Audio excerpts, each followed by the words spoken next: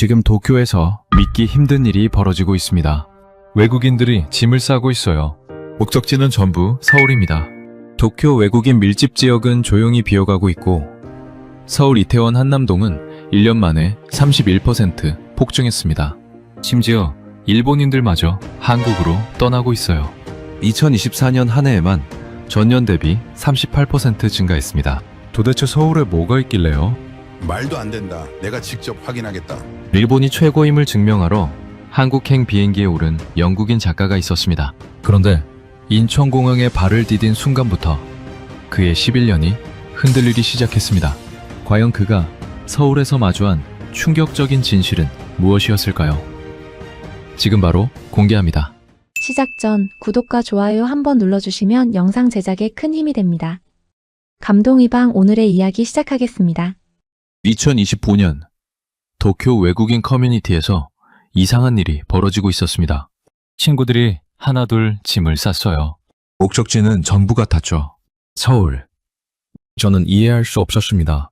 도대체 서울에 뭐가 있길래요? 안녕하세요. 저는 토마스 헌트입니다. 영국 출신 프리랜서 작가예요. 나이는 49. 도쿄에 처음 발을 디딘 게 2014년이었으니까 올해로 딱 11년째 이 도시에서 살고 있습니다. 일본어로 장을 보고 일본어로 이웃과 인사하고 일본어로 꿈을 꾸는 생활이 어느새 익숙해졌어요. 제가 쓴 책 제목이 뭔지 아세요? The Finished Country입니다. 완성된 나라. 일본의 시스템과 문화, 사람들의 품격을 11년간 관찰하며 써내려간 에세이집이었죠. 출판사에서 이런 카피를 붙여줬어요. 아시아를 가장 깊이 이해한 작가.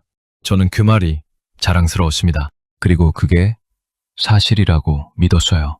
그런데 2025년 봄부터 뭔가 이상했습니다. 제가 매주 화요일마다 가던 시부야에 바가 있어요. 외국인들이 모이는 작은 곳이었는데 10년 동안 늘 북적였거든요. 런던에서 온 금융맨, 뉴욕에서 온 디자이너, 시드니에서 온 교사.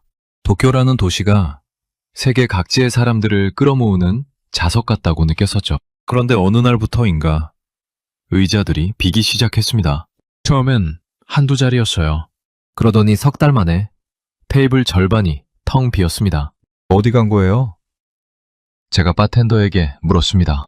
바텐더가 잔을 닦으며 짧게 대답했어요. 서울이요. 저는 그 말을 흘려들었습니다. 설마요.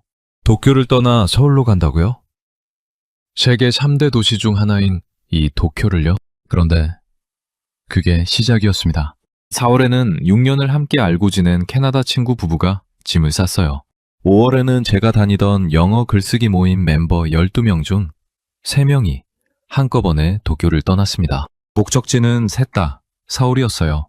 6월이 되자 제가 살던 로폰기 아파트 같은 층 이웃 네덜란드 출신 IT 컨설턴트가 이사를 알렸습니다. 어디로요? 서울 이태원이요. 웃으면서 그러더군요. 형, 거기 진짜 좋아요. 저는 그때도 고개를 저었습니다. 유행이겠거니 했어요. 한국 드라마가 유행하고 K-팝이 유행하고 한국 음식이 유행하니까 잠깐 관심이 몰리는 거겠거니 했죠. 실제로 살만한 곳과 여행으로 가보고 싶은 곳은 다른 얘기잖아요. 그러다 7월에 기사 하나를 봤습니다. 일본 통계청 자료를 인용한 내용이었는데 2024년 한 해 동안 한국으로 이주한 일본인 수가 전년 대비 38% 증가했다는 거였어요. 그것도 20대, 30대 젊은 층이 중심이었죠. 거기다 서울 외국인 거주자 밀집 지역이 1년 만에 31% 급증했다는 수치도 나왔습니다. 도쿄 외국인 커뮤니티면 반대로 조용히 줄어드는 추세고요. 저는 그 기사를 2번 읽었습니다. 그리고 솔직히 말하면 화가 났어요.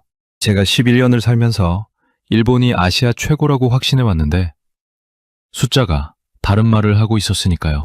데이터는 감정이 없습니다. 냉정하게 방향만 가리키죠. 그리고 그 화살표가 전부 서울을 향하고 있었어요. 뭔가 잘못됐거나 아니면 제가 모르는 게 있거나 그 중 하나였습니다. 저는 책상 서랍을 열었습니다. The Finished Country 개정판 원고가 들어있었어요. 첫 문장이 이랬습니다. 일본은 아시아의 정점이다. 시스템, 문화, 품격, 모든 면에서. 저는 그 문장을 한참 들여다봤어요. 그리고 낡은 수첩을 꺼냈습니다. 서울. 일주일. 일본이 여전히 최고임을 직접 확인하고 온다. 그렇게 적었습니다. 사람들이 서울로 간다고요? 좋아요. 그럼 제가 직접 가보겠습니다. 뭐가 그렇게 대단한지 눈으로 확인하고 역시 도쿄가 낫다는 결론을 들고 돌아오겠다고 마음먹었어요. 제 책을 위해서라도 11년의 확신을 위해서라도 그게 필요했습니다. 다음날 아침 항공권을 끊었어요. 나리타에서 인천. 일주일 뒤 출발이었습니다. 캐리어는 작은 걸로 골랐어요. 일주일이면 충분하니까요. 짐을 싸면서 도쿄 외국인 친구들 단체 채팅방에 메시지를 남겼습니다. 서울 다녀온다. 직접 확인하고 올게. 친구들이 바로 답장을 보냈어요. 조심해. 일주일이 2달 될 수도 있어. 저는 피식 웃었습니다. 말도 안 되는 소리. 수첩을 가방에 넣고 지퍼를 닫았습니다. 일본이 최고라는 걸 다시 한번 증명하러 가는 길이었으니까요. 하지만 그때는 몰랐습니다. 인천공항에 첫 발을 내딛는 순간부터 그 확신이 흔들리기 시작할 거라는 걸요. 나리타 공항 출국장은 언제 봐도 반듯했습니다. 안내 표지판은 정확한 위치에 붙어 있었고 바닥은 티 하나 없이 닦여 있었죠. 저는 탑승 시간까지 커피 한 잔을 마시며 수첩을 펼쳤습니다. 첫 줄에 이렇게 적었어요.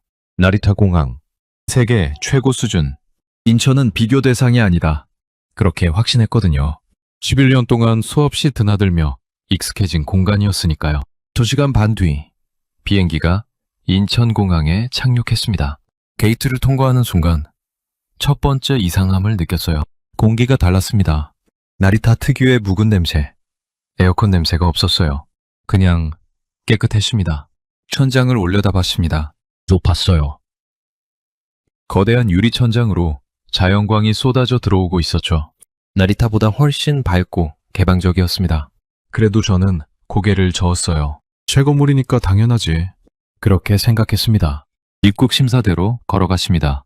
나리타에서는 줄을 서서 보통 15분쯤 기다렸거든요. 그런데 인천공항에는 자동 출입국 심사 게이트가 있었어요. 외국인도 가능하다고 적혀 있었습니다. 게이트 앞에 섰습니다. 여권을 스캔대에 올려놓았어요. 화면이 제 얼굴을 인식했습니다. 3초였습니다. 게이트 문이 열렸어요. 저는 멍하니 서서 뒤를 돌아봤습니다. 입국 심사가 끝난 건가요? 나리타에서 15분 걸리는 일이 3초 만에 끝났습니다. 수함을 찾는 곳으로 내려갔어요. 그런데 제 캐리어가 이미 나와 있었습니다. 나리타에서는 보통 20분에서 30분은 기다려야 하는데 말이죠. 수첩을 꺼냈습니다. 나리타 공항. 세계 최고 수준. 그 문장 옆에 물음표를 하나 달았어요. 완성할 수 없었거든요. 거짓말을 쓸 순 없으니까요. 공항철도 매표소로 향했습니다. 서울 시내까지 얼마예요?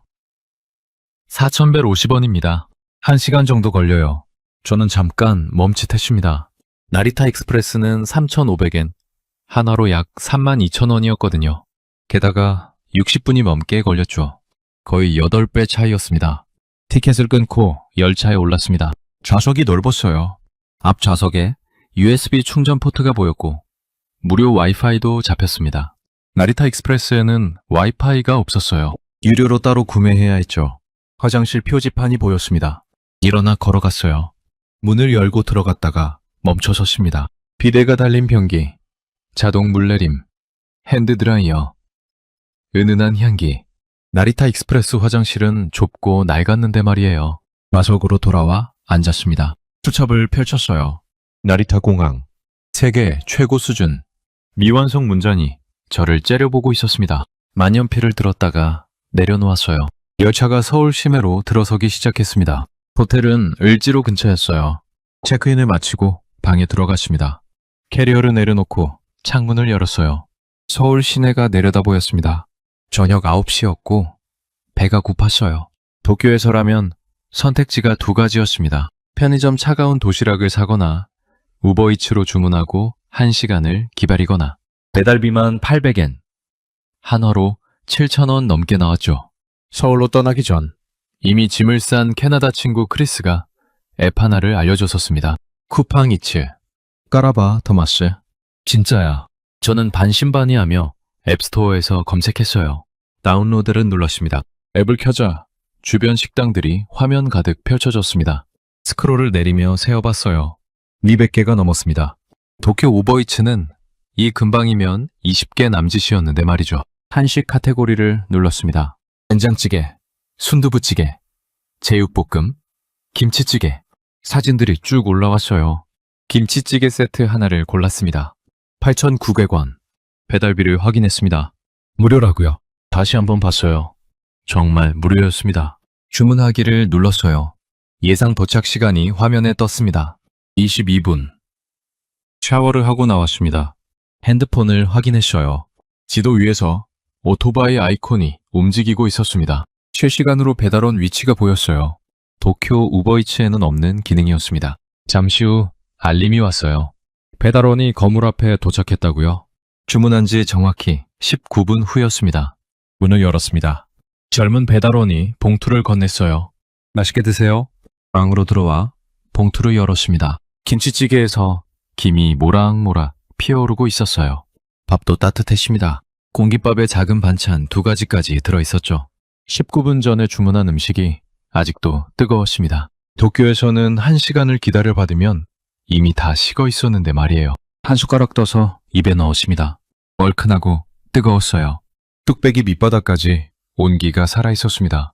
순식간에 반을 비웠어요. 이게 8,900원이라고요. 도쿄에서 비슷한 걸 배달시키면 배달비 포함 25,000원은 나왔을 텐데 말이죠. 수첩을 꺼냈습니다. 만년필을 들었어요. 그래도 일본 편의점 도시락이 더 낫지. 그렇게 쓰려고 했습니다. 일본 편의점 도시락은 정말 훌륭하거든요. 포장도 깔끔하고 종류도 다양하죠. 10년 넘게 먹어온 음식이었어요. 하지만 손이 멈췄습니다. 방금 먹은 김치찌개가 머릿속에서 지워지지 않았어요. 뜨겁고 얼큰하고 19분 만에 배달비 없이 온 그 음식 말이죠. 일본 편의점 도시락은 차갑습니다. 전자레인지에 돌려도 미지근할 뿐이에요. 만년필을 내려놓았습니다. 수첩의 미완성 문장이 2개가 됐습니다. 창밖을 봤어요. 을지로 거리가 밤 10시가 넘었는데도 여전히 밝았습니다. 사람들이 걷고 있었어요. 도쿄 친구들 단체 채팅방에 메시지를 보냈습니다. 공항철도 4,150원. 배달 19분. 배달비 무료. 친구들이 바로 답장했어요. 그래서 내가 서울 왔다니까. 메일도 기대해. 저는 핸드폰을 내려놓고 침대에 누웠습니다. 천장을 보며 생각했어요. 첫날부터 이상합니다. 공항도 배달도 제가 알던 아시아와 달랐습니다. 일주일이면 일본이 낫다는 걸 충분히 증명할 수 있을 거라고 믿었어요. 하지만 이미 2개의 문장이 미완성으로 남았습니다. 내일은 달라야 했습니다. 내일은 반드시 일본이 더 낫다는 걸 찾아내야 했어요. 그렇게 다짐하며 눈을 감았습니다. 다음날 아침 눈을 떴을 때 목이 칼칼했습니다. 침을 삼키자 따끔거렸어요. 비행기 안에서 에어컨 바람을 너무 맞은 것 같았죠. 손으로 목을 만져봤습니다. 림프절 부근이 조금 부어있는 느낌이었어요. 도쿄에서라면 어떻게 했을까요? 일단 병원 예약부터 해야 했을 겁니다. 영어가 가능한 의사를 찾는 것부터가 일이었어요. 외국인 대응 클리닉을 검색하고 예약 가능한 날짜를 확인하고 보험 서류를 챙기고 그렇게 해서 겨우 진료를 받으면 초진료만 8,000엔, 한화로 7만 원이 넘었습니다. 보험 없이 외국인 가격으로 맞으면 20만 원을 훌쩍 넘기도 했죠. 그래서 도쿄에서 저는 웬만하면 병원을 안 갔어요. 그냥 편의점에서 약을 사서 버텼습니다. 호텔 프론트에 전화를 걸었어요. 근처에 이비인후과 있나요? 목이 좀 아파서요. 프런트 직원이 바로 답했습니다. 도보로 5분 거리에 있어요. 예약 안 하셔도 바로 가시면 됩니다. 영어 가능하세요? 저는 잠깐 멈칫했어요. 예약이 필요 없다고요? 옷을 입고 호텔에 나섰습니다. 5분쯤 걸었을까요? 작은 건물 2층에 이비인후과 간판이 보였어요. 계단을 올라 문을 열었습니다. 접수 데스크로 갔어요. 직원이 고개를 들었습니다. 외국인인데 진료 가능한가요? 네, 여권 있으세요? 여권을 건넸습니다. 직원이 간단히 정보를 입력했어요. 저기 앉아서 잠깐만 기다려주세요. 외기실에 앉았습니다. 도쿄 클리닉이 떠올랐어요. 형광등이 번쩍이는 좁은 공간. 번호표를 뽑고 1시간 넘게 앉아있던 기억. 그런데 여기는 달랐습니다. 10분이 채 안 됐을 때 제 이름이 불렸어요. 진료실로 들어갔습니다. 의사 선생님이 자리에서 일어나며 영어로 말했어요. 어디가 불편하세요? 목이요. 어제 비행기 타고 오면서 감기 기운이 있는 것 같아요. 의사 선생님이 고개를 끄덕이며 가까이 오라고 했습니다. 펜 라이트로 목 안을 들여다보고 림프절을 손으로 살짝 눌러봤어요. 그리고 귀 안까지 확인했습니다. 도쿄에서 받던 진료보다 훨씬 꼼꼼했어요. 탄도가 약간 부었네요. 감기 초기 증상입니다. 약 처방해 드릴게요. 따뜻한 물 많이 드시고 무리하지 마세요. 친절했습니다. 처방전을 써주셨어요. 수납 데스크로 갔습니다. 직원이 계산서를 내밀었어요. 진료비 2,000원입니다. 저는 귀를 의심했습니다. 2,000원이요? 이게 전부예요? 네. 약은 1층 약국에서 받으시면 돼요. 신용카드를 건넸습니다. 영수증을 받아들고 계단을 내려왔어요. 1층 약국 문을 열었습니다. 처방전을 내밀었어요. 약사가 잠시 후 약봉투를 건넸습니다. 5,000원입니다. 밖으로 나왔습니다.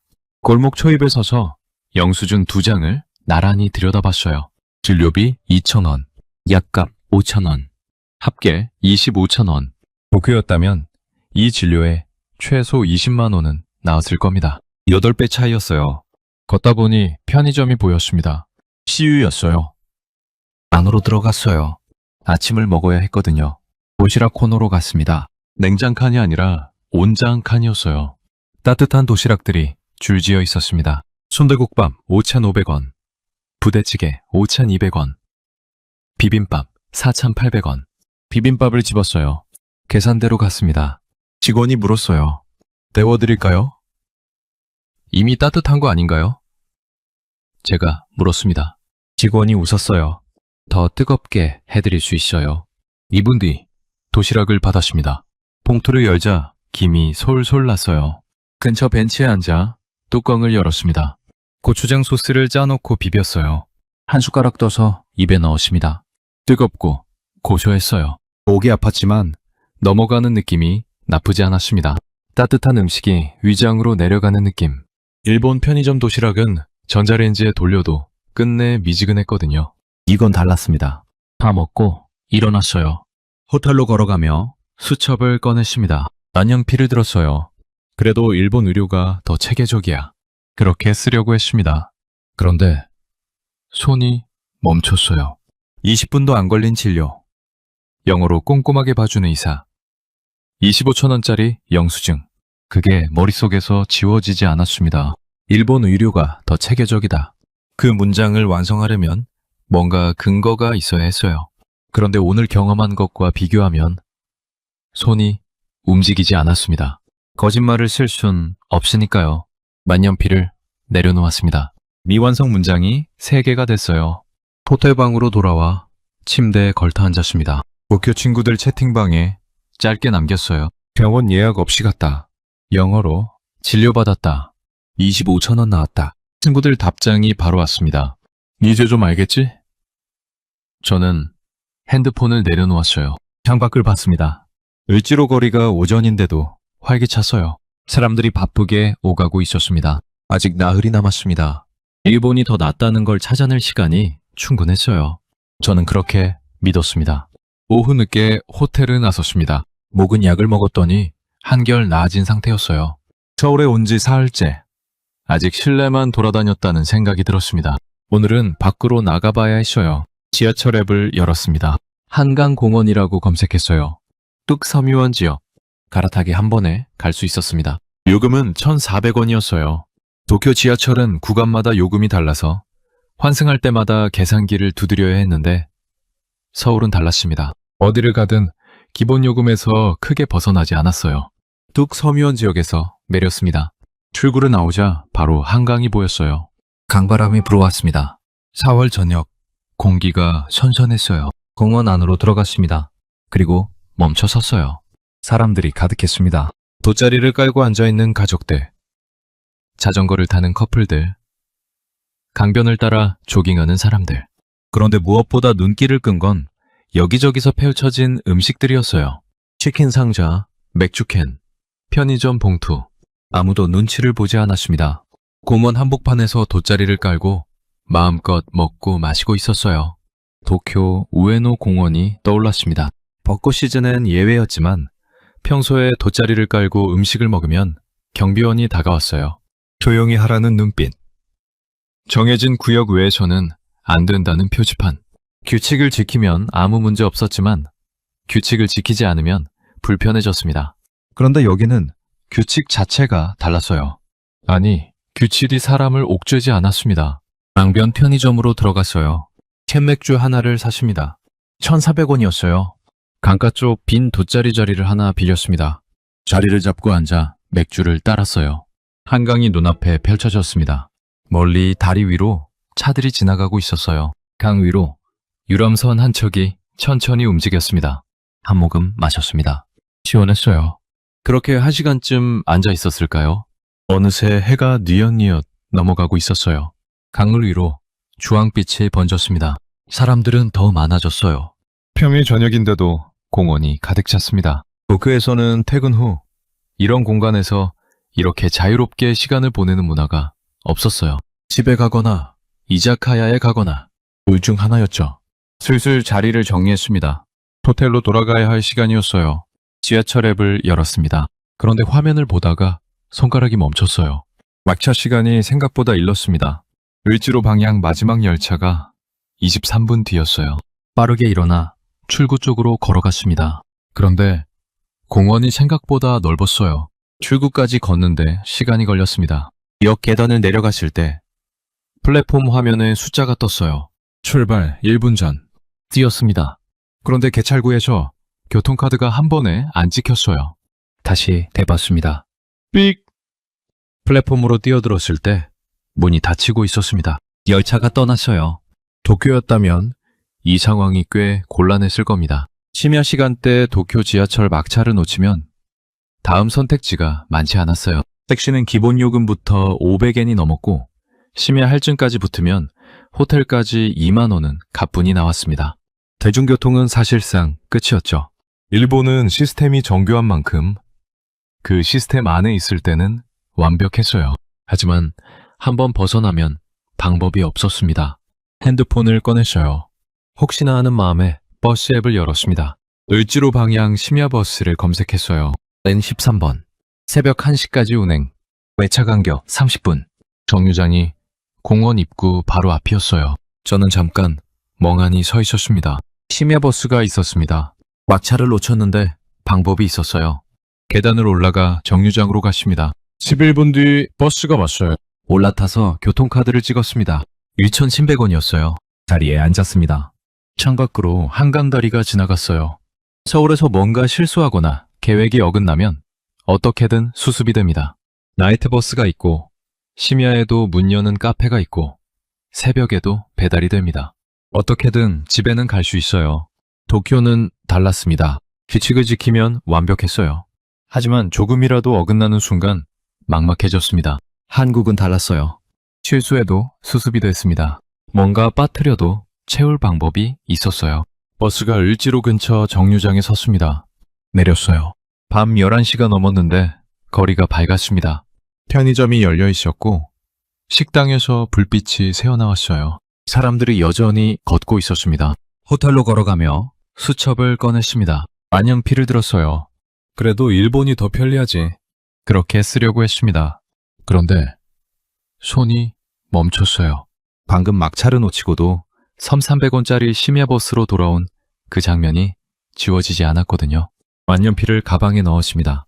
또 하나의 문장이 빈칸으로 남았어요. 다음날 점심, 광장시장으로 향했습니다. 숙소에서 지하철로 2정거장이었어요. 서울에 온 지 나흘째. 슬슬 시장 구경을 해봐야겠다 싶었습니다. 도쿄 스키지 시장을 수없이 다닌 저였으니까요. 시장이라면 자신 있었어요. 지하철에서 내려 골목으로 들어섰습니다. 그리고 멈칫했어요. 소리가 먼저였습니다. 상인들이 손님을 부르는 목소리. 철판 위에서 지글거리는 소리. 사람들의 웃음소리가 한꺼번에 몰려왔어요. 도쿄 스키즈 시장은 조용했습니다. 관광객들이 사진을 찍으며 조심조심 걷는 곳이었죠. 여기는 달랐어요. 살아있었습니다. 안쪽으로 들어갔습니다. 꼬마 김밥집이 보였어요. 줄이 길게 늘어서 있었습니다. 저도 줄을 섰어요. 20분쯤 기다렸을까요? 드디어 자리에 앉았습니다. 메뉴판을 봤어요. 꼬마김밥 한 줄 2,500원, 순대 한 접시 4,000원. 둘 다 주문했습니다. 잠시 후 음식이 나왔어요. 꼬마김밥은 한 입 크기로 작게 썰려 있었고 겨자 소스가 종지에 담겨 함께 나왔습니다. 순대는 김이 모락모락 났어요. 옆자리를 보니 한국 아주머니 두 분이 앉아 계셨습니다. 저보다 먼저 오셨는지 이미 절반쯤 드시고 있었어요.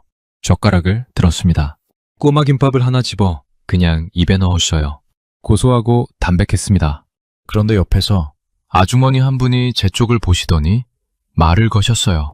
저기요, 이렇게 소스에 듬뿍 찍어 드셔야 해요. 그래야 제맛이에요. 아주머니가 직접 꼬마김밥 하나를 집어 소스에 푹 찍는 시범을 보여주셨습니다. 그리고 소스 종지를 제 쪽으로 살짝 밀어주셨어요. 이게 진짜 맛이에요. 저는 잠깐 당황했어요. 낯선 사람이 갑자기 말을 걸어온 거잖아요. 도쿄에서는 시장에서 모르는 사람이 말을 거는 일이 거의 없었습니다. 저마다 자기 음식을 먹고 자기 자리를 지켰죠. 그런데 이 아주머니는 제가 음식을 제대로 못 먹고 있다는 걸 보고 그냥 지나치지 않으셨어요. 감사합니다. 아주머니가 웃으셨습니다. 저는 양념장에 마약김밥을 찍어 먹었어요. 달랐습니다. 아까보다 훨씬 맛있었어요. 겨자의 알싸함과 간장의 짭짤함이 섞이면서 김밥의 고소함이 살아났습니다. 아주머니가 맞았어요. 순대도 집었습니다. 양념장에 찍어 먹었어요. 쫄깃한 순대 껍질과 속에 든 당면이 씹혔습니다. 국물 없이 먹는 순대인데도 양념장 하나로 완전히 달라졌어요. 맛있어요? 아주머니가 물으셨습니다. 네, 정말요. 감사해요. 아주머니가 흐뭇하게 고개를 끄덕이시고는 다시 당신 음식을 드셨어요. 계산적인 게 하나도 없었습니다. 그냥 외국인이 음식을 제대로 못 먹는 것 같으니까 알려주신 거였어요. 도쿄 스키지 시장이 떠올랐습니다.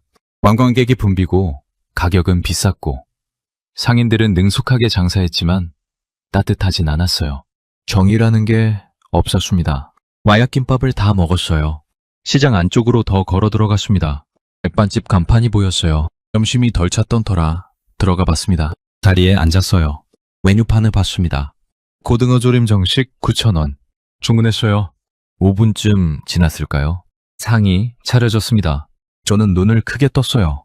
테이블 위에 접시가 가득했습니다. 고등어 조림, 된장찌개, 쌀밥, 그리고 밑반찬 6가지, 콩나물 무침, 시금치나물, 깍두기, 배추김치, 멸치볶음, 계란찜.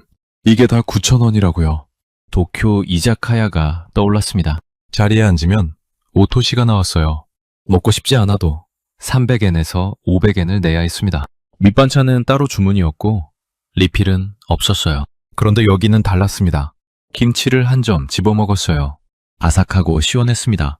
순식간에 사라졌어요. 저기요, 김치 좀 더 주실 수 있어요? 주인 아주머니가 잠깐만요 하시더니 30초 만에 수북이 담긴 접시를 들고 오셨어요. 콩나물도 드릴까요? 네, 감사합니다. 콩나물 무침도 리필됐습니다. 전부 무료였어요. 식사를 마쳤습니다. 계산서를 봤어요. 9,000원. 도쿄에서 이 정도 구성으로 밥을 먹으려면 최소 4,000엔, 한화로 37,000원은 나왔을 겁니다. 4배 넘는 차이였어요. 시장 골목을 나오며 수첩을 꺼냈습니다. 만년필을 들었어요. 그래도 일본 시장이 더 깔끔하지. 그렇게 쓰려고 했습니다. 도쿄 스키지는 정말 깔끔했거든요. 정리정돈이 잘 돼 있었고 위생도 철저했죠. 그런데 손이 멈췄습니다. 광장시장은 지저분하지 않았어요. 말랐을 뿐이었습니다. 살아있었고 따뜻했고 사람 냄새가 났어요. 양념장을 밀어주던 아주머니, 김치를 수북이 담아주던 주인, 모르는 사람에게 먹는 법을 알려주는 그 자연스러움. 스키지에는 없는 것들이었습니다. 깔끔함이 전부는 아니었어요. 만년필을 가방에 넣었습니다. 또 하나의 문장이 빈칸으로 남았어요. 골목을 걸으며 생각했습니다. 서울에 온 지 나흘째. 저는 아직 일본이 더 낫다는 문장을 단 하나도 완성하지 못하고 있었습니다. 엿새째 아침이었습니다. 호텔 창문을 열었어요. 서울 하늘이 맑았습니다. 오늘은 성수동에 가보기로 했어요. 도쿄에서 알고 지내던 네덜란드 친구 옌이 서울로 이사한 지 석 달째였거든요. 바로 성수동에 살고 있었습니다. 같이 카페나 가자고 연락했더니 금방 답장이 왔어요. 나와. 보여줄 거 있어. 지하철을 타고 성수역에서 내렸습니다. 출구를 나오자마자 분위기가 달랐어요. 낡은 공장 건물들이 질비했는데 그 건물들이 전부 카페나 식당, 편집숍으로 바뀌어 있었습니다. 간판은 절제돼 있었고 외벽은 일부러 낡은 벽돌을 그대로 살려뒀어요. 도쿄 다이카냐마가 떠올랐습니다. 비슷한 감성이었지만 규모가 달랐어요. 훨씬 넓었습니다. 얀이 골목 입구에서 기다리고 있었어요. 악수를 나눴습니다. 어때 서울? 아직 정리 중이야. 얀이 피식 웃었습니다. 그러더니 앞장서서 걸었어요. 3층짜리 건물 앞에 멈춰 섰습니다. 외벽이 통유리였어요. 안을 들여다보니 천장이 엄청나게 높았습니다. 원래 공장이었던 흔적이 그대로 남아 있었어요. 철골 구조물이 노출된 채 인테리어가 됐고 그 사이로 화분들이 매달려 있었습니다. 안으로 들어갔어요. 넓었습니다. 테이블이 50개는 좋게 됐어요. 손님들이 노트북을 펴놓고 일하고 있었습니다. 책을 읽는 사람도 있었고 친구들과 이야기를 나누는 사람들도 있었어요. 아무도 서두르지 않았습니다. 카운터로 갔어요. 아메리카노 2잔이요. 4,900원씩이었습니다. 도쿄 스타벅스는 470엔. 한화로 4,300원쯤 됐어요. 가격은 비슷했습니다. 하지만 이 공간을 이 가격에 누릴 수 있다는 게 달랐어요. 도쿄에서 이런 규모의 카페는 아오야마나 다이칸야마에나 있었는데 거기서 커피 한 잔은 700엔에서 800엔은 받았습니다. 3층 창가 자리에 앉았어요. 성수동 거리가 내려다 보였습니다. 옌이 노트북을 꺼냈어요. 여기 하루 종일 있어도 아무 말 안 해. 와이파이도 무료고 도쿄 카페가 떠올랐습니다. 1시간 넘게 앉아 있으면 눈치를 줬어요. 노트북을 꺼내면 더했죠. 회전율이 중요했으니까요. 점심시간대에는 아예 노트북 사용 금지 스티커가 붙은 카페도 있었습니다. 그런데 여기는 달랐어요. 오후 2시인데도 노트북을 펴고 앉은 사람이 10명은 넘었습니다. 아무도 눈치를 주지 않았어요. 커피를 한 모금 마셨습니다. 옌이 창밖을 보며 말했어요. 토마스, 나 여기 오길 잘한 것 같아. 도쿄가 싫어진 거야? 아니, 도쿄는 좋아. 근데 거기선 항상 뭔가를 지켜야 했잖아. 시간도, 공간도, 규칙도. 여기는 좀 달라. 저는 커피잔을 내려놓았습니다. 얀의 말이 어디선가 들어본 것 같았어요. 한강에서 막차를 놓쳤을 때 심야버스가 있었던 것처럼, 실수해도 수습이 됐던 것처럼. 도쿄는 시스템 안에 있으면 완벽했지만 조금이라도 벗어나면 막막해졌습니다. 여기는 벗어나도 방법이 있었어요. 1시간쯤 있다가 카페로 나왔습니다. 얀이 근처 골목을 걸으며 말했어요. 우리 집 볼래? 올라가 봤습니다. 5층 오피스텔이었어요. 문을 열고 들어갔습니다. 생각보다 넓었어요. 몇 평이야? 20평. 한강변은 아닌데 성수동 한복판이잖아. 월세는 180만 원. 저는 잠깐 계산했습니다. 도쿄 시부야 근처에서 같은 평수면 얼마였을까요? 최소 38만 엔. 하나로 350만 원은 됐을 겁니다. 2배 가까운 차이였어요. 게다가 도쿄는 월세 외에 보증금 성격의 시키키네, 사례금 성격의 레이킹까지 따로 냈습니다. 입주할 때 초기 비용만 월세 4-5배가 나왔어요. 서울은 그런 관행이 없었습니다. 창밖으로 성수동 골목이 보였어요. 카페들 사이로 사람들이 걷고 있었습니다. 좋네. 제가 짧게 말했어요. 옌이 웃었습니다. 그래서 왔지? 얀의 집을 나와 혼자 골목을 걸었습니다. 수첩을 꺼냈어요. 완연필을 들었습니다. 그래도 도쿄 카페가 더 세련됐지. 그렇게 쓰려고 했어요. 도쿄 다이카냐마 카페들은 정말 세련됐거든요. 공간 하나하나가 디자인됐고 커피 퀄리티도 높았죠. 그런데 손이 멈췄습니다. 방금 앉았던 카페는 세련되지 않았나요? 넓고 높고 자유로웠어요. 하루 종일 4,500원짜리 커피 한 잔으로 앉아있을 수 있는 공간이었습니다. 도쿄에선 그런 공간이 없었어요. 있어도 커피값이 2배였죠. 골목을 걸으며 생각했습니다. 도쿄 카페가 더 세련됐다. 그 문장은 끝내 완성되지 않았어요. 쓰지 않아도 이미 알고 있었으니까요. 서울에 온 지 엿새째였습니다. 내일이면 나리타행 비행기를 타야 했어요. 일본이 더 낫다는 문장을 저는 단 한 줄도 끝맺지 못하고 있었습니다. 호텔로 돌아가는 게 골목 끝에서 한강이 보였어요. 오늘 밤은 혼자 강변을 걸어야 할 것 같았습니다. 정리해야 할 것들이 너무 많았거든요. 호텔로 돌아가지 않았습니다. 발길이 한강 쪽으로 향했어요. 저녁 8시가 넘었는데도 하늘이 아직 붉었습니다. 강변 산책로로 내려갔어요. 조깅하는 사람들이 지나쳤고 자전거 벨 소리가 들렸습니다. 빈 벤치를 하나 찾아 앉았어요. 한강이 눈앞에 펼쳐졌습니다. 강 건너편으로 불빛들이 켜지기 시작했어요. 다리 위로 차들이 흘러갔습니다. 조용했어요. 서울 한복판인데 이상하게 조용했습니다. 수첩을 꺼냈어요. 펼쳤습니다. 서울에 온 첫날부터 쓰다만 문장들이 줄지어 있었어요. 그래도 일본 공항이 더 정갈하지. 그래도 일본 편의점 도시락이 더 낫지.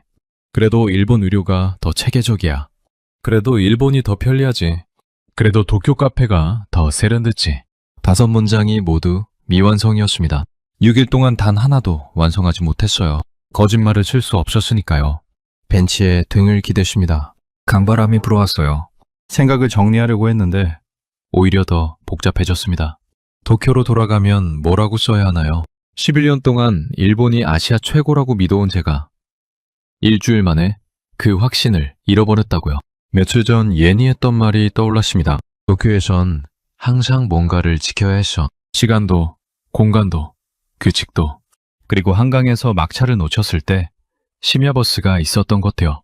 병원을 예약 없이 갔는데 10분 만에 진료를 받았던 것도요. 꼬마 김밥 소스 찍는 법을 가르쳐준 아주머니도요. 계산 없이 그냥 알려주셨어요. 일본은 달랐습니다. 완벽했어요. 시스템이 정교했고 규칙이 명확했고 모든 것이 제자리에 있었죠. 하지만 그 완벽함만을 잊으려면 저도 완벽해야 했어요. 실수하면 안 됐습니다. 막차를 놓치면 방법이 없었고 병원은 예약 없이 갈 수 없었고 모르는 사람이 먼저 말을 거는 일은 거의 없었어요. 시스템이 완벽한 대신 사람이 그 시스템에 맞춰야 했습니다. 한국은 반대였어요. 시스템이 완벽하지 않을 수도 있었습니다. 하지만 어떻게든 됐어요. 막차를 놓쳐도 심야버스가 있었고 예약 없이 병원에 가도 진료를 받을 수 있었고 모르는 아주머니가 먼저 소스 찍는 법을 알려줬습니다. 사람이 시스템의 빈틈을 채웠어요. 완벽한 나라에서 행복하게 살려면 나도 완벽해야 한다. 저는 수첩에 천천히 적었습니다. 처음으로 솔직하게 쓰는 문장이었어요. 강물을 바라봤습니다. 그럼 저는 11년 동안 뭘 예찬한 걸까요? 시스템이요? 맞아요. 일본 시스템은 훌륭합니다. 하지만 그게 전부는 아니었어요. 사람이 살아가는 데는 시스템만으로는 채워지지 않는 것들이 있었거든요. 실수할 자유, 어긋날 자유, 그래도 어떻게든 될 거라는 여유 같은 것들요. 일본을 잃어버린 30년이라는 말이 있습니다. 1990년 거품 경제가 붕괴된 후 일본은 멈췄어요. 경제도, 시스템도, 문화도 그 자리에서 크게 벗어나지 않았습니다. 완성됐다고 믿었으니까요. 더 이상 바꿀 게 없다고 생각했던 거죠. 그리고 30년이 흘렀어요. 여전히 팩스를 쓰는 관공서가 있었고 여전히 현금을 선호했고 배달 문화는 여전히 불편했습니다. 완성됐으니까요. 바꿀 이유가 없었던 거죠. 한국은 달랐습니다. 1953년 전쟁 폐허에서 시작했어요. 세계 최빈국이었습니다. 70년이 흘렀어요. 세계 10위권 경제 규모, 반도체 강국, 18분 배달, 4,150원 공항 철도, 25,000원 병원비. 멈추지 않았기 때문이에요. 아직 부족하다고 생각했으니까요. 그래서 계속 달렸습니다. 수첩에 계속 썼어요. 손이 멈추지 않았습니다. 완성을 선언한 나라는 멈췄다. 부족하다고 생각한 나라는 달렸다. 나는 11년 동안 멈춘 나라의 완성을 예찬했다. 그리고 나도 멈춰 있었다. 강바람이 다시 불어왔습니다. 차가웠어요. 저는 수첩에서 눈을 들었습니다. 한강 위로 유람선 한 척이 지나갔어요. 불빛이 강물 위에 흔들렸습니다. 제가 진짜 부러웠던 게 뭔지 알았어요. 배달앱이요? 아니었습니다. 병원비요? 그것도 아니었어요. 한강공원이요? 아니었습니다. 이 모든 것을 만들어낸 사람들이었어요. 원쟁 폐허에서 맨손으로 시작한 사람들, 굶주리면서도 자식을 학교에 보낸 부모들, 중동 사막에서 땀 흘린 기술자들, 그리고 지금도 더 나은 매일을 만들기 위해 멈추지 않는 사람들. 그 사람들이 만든 나라가 지금 제 눈앞에 있었습니다. 얼마나 앉아 있었을까요? 강변 가로등이 하나둘 켜졌어요. 시간을 봤습니다. 밤 11시가 넘어 있었어요. 벤치에서 일어났습니다. 수첩을 덮었어요. 내일 아침 나리타행 비행기를 탑니다. 일주일 전 이 비행기를 탈 때 저는 일본이 최고임을 증명하러 간다고 믿었어요. 하지만 지금 저는 알고 있었습니다. 도쿄로 돌아가도 예전의 저로는 돌아갈 수 없다는 걸요. 호텔로 걸어가며 도쿄 친구들 채팅방을 열었습니다. 한참을 생각하다 짧게 남겼어요. 너네 말이 맞았어. 친구들 답장이 쏟아졌습니다. 그래서 내가 서울 왔다니까. 언제 또 올 거야? 나도 슬슬 짐 싸야 하나. 저는 핸드폰을 주머니에 넣었습니다. 서울의 밤이 여전히 밝았어요. 밤 11시가 넘었는데도 편의점에서 불빛이 새어나왔고 식당 문이 열려 있었고 사람들이 걷고 있었습니다. 이 도시는 아직 달리고 있었어요. 다음날 아침 일찍 눈이 떠졌습니다. 알람보다 먼저였어요. 천장을 보며 잠시 누워 있었습니다. 오늘 떠나는 날이었어요. 캐리어를 챙겼습니다. 일주일 전 나리타에서 출발할 때와 똑같은 짐이었어요. 하지만 무게가 달랐습니다. 짐이 늘어서가 아니었어요. 제 머릿속이 무거웠습니다. 호텔 방을 마지막으로 둘러봤어요. 창밖으로 을지로거리가 보였습니다. 아침인데도 사람들이 바쁘게 움직이고 있었어요. 체크아웃을 마치고 공항 철도역으로 향했습니다. 4,250원을 내고 열차에 올랐어요. 일주일 전 처음 팠을 때는 모든 게 신기했었죠. USB 포트, 무료 와이파이, 넓은 좌석. 지금은 전부 익숙했습니다. 그게 또 이상했어요. 일주일 만에 익숙해진 것들이었으니까요. 인천공항에 도착했습니다. 체크인 카운터로 갔어요. 수속을 마치고 출국 심사대로 걸어갔습니다. 자동 게이트 앞에 섰어요. 여권을 올려놓았습니다. 딩. 3초. 일주일 전에는 이 3초가 놀라웠어요. 지금은 그냥 당연하게 느껴졌습니다. 그게 더 놀라웠어요. 사람이 이렇게 빨리 적응하는구나 싶었죠. 게이트로 걸어갔습니다. 탑승 시간까지 40분이 남아 있었어요. 카페에 들어가 아메리카노를 시켰습니다. 4,100원이었어요. 자리에 앉아 가방을 열었습니다. 손이 먼저 수첩을 찾았어요. 펼쳤습니다. 어젯밤 한강 벤치에서 적은 문장들이 보였어요. 완성을 선언한 나라는 멈췄다. 부족하다고 생각한 나라는 달렸다. 나는 11년 동안 멈춘 나라의 완성을 예찬했다.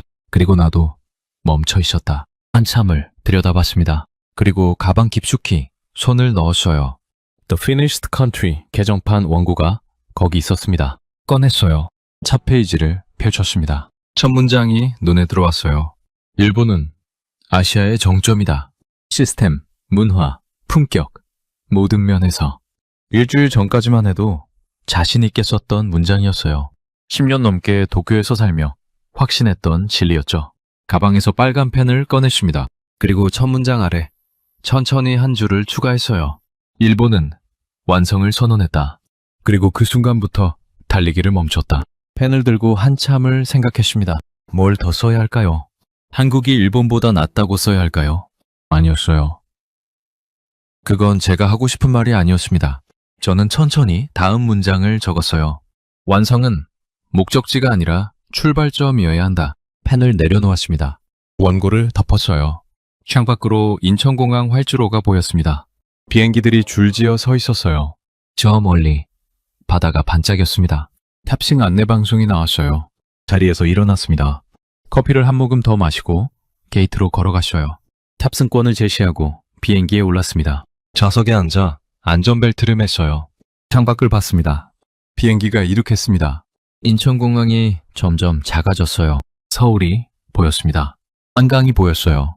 아침 햇살이 강물 위에 부서지고 있었습니다. 일주일 동안 걸었던 거리들이 저 아래 어딘가에 있었어요. 19분 만에 음식이 왔던 호텔 방. 25,000원짜리 영수증을 받아들고 나왔던 골목. 꼬마 김밥 소스 찍는 법을 알려준 아주머니. 막차를 놓치고 탔던 심야버스. 하루 종일 앉아 있어도 눈치 없던 카페. 그리고 어젯밤 혼자 앉아 있었던 한강 벤치. 서울이 구름 아래로 사라졌습니다. 수첩을 꺼냈어요. 마지막 빈 페이지를 펼쳤습니다. 만년필을 들었어요. 천천히 썼습니다. 일주일 전 나는 일본이 아시아 최고라고 믿었다. 지금 나는 한국이 세계 최고라고 말할 수 있는지 모르겠다. 하지만 확실한 건 하나다. 한국은 아직 달리고 있다. 일본은 멈춰 있다. 그리고 나도 멈춰 있었다. 만년필을 내려놓았습니다. 수첩을 덮었어요. 도쿄로 돌아갑니다. 익숙한 골목으로, 익숙한 카페로, 익숙한 일상으로요. 하지만 예전의 저로는 돌아갈 수 없다는 걸 알고 있었어요. 11년 동안 멈춰있던 제가 이제 무엇을 할 수 있을지 아직 몰랐습니다. 하지만 확실한 건 하나였어요. 더 이상 멈춰있지 않겠다는 것. 비행기가 구름 속으로 들어갔습니다. 한 바퀴 하얘졌어요. 저는 눈을 감았습니다. 여러분, 오늘의 이야기는 여기까지입니다. 일본이 나쁜 나라라는 게 아니에요. 훌륭한 나라입니다. 다만 토마스가 깨달은 건 하나였어요. 완성됐다고 멈추는 순간 그게 정체의 시작이라는 것. 한국은 아직도 달리고 있습니다. 더 빠르게, 더 편하게, 더 따뜻하게. 그 힘이 어디서 왔는지 아시죠? 바로 여러분 세대가 만들어낸 겁니다. 지금까지 감동의방이었습니다. 오늘 이야기가 마음에 와닿으셨다면 대한민국 최고라고 댓글 남겨주세요. 긴 영상 끝까지 시청해 주셔서 감사합니다.